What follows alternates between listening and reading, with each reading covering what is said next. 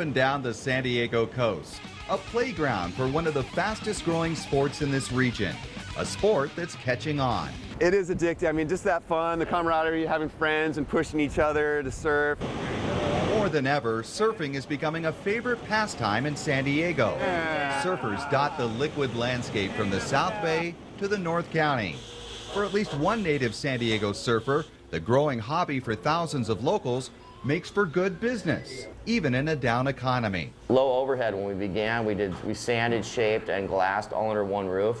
So kept our overhead down and just did what we had to do to make ends meet. Started out just basically as a friend-based company, and slow growth enabled us to get people ordering boards, wanting different sizes, different shapes. Chris Doherty is the founder of Quiver Boardworks in Oceanside.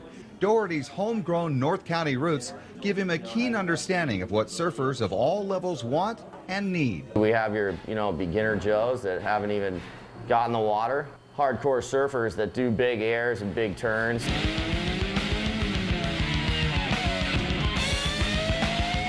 Yeah, everyone's into, progressive surfing, and that's pretty much what we are, is big aerials, deep tubes, and, fat turns. From the surface, one would think Quiver went into business at the worst of times.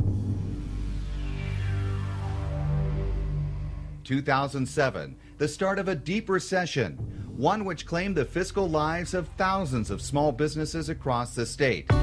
Less people working means more people in the water, so Doherty tried a different approach to attract business, reducing overhead, designing, shaping, manufacturing boards, all at his facilities in Oceanside. The cost savings allowed him to undercut the competition, so boards started to sell even when times became tough. After a year and a half, 2 years, it started to, that's when things really came together. We solidified the brand.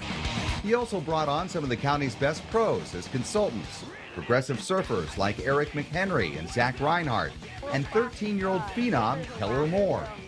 Boards are perfect. They're like my magic sticks. There's a new school era coming in, and it's more the bigger airs and stuff like that coming into style. We put a lot of time in the water, so we know it works. So for them to use our ideas and stuff in the board and put our name on it is pretty cool. Trying out boards, we go down to Cabo, I go to Hawaii, I go to mainland Mexico, surf Puerto Escondido.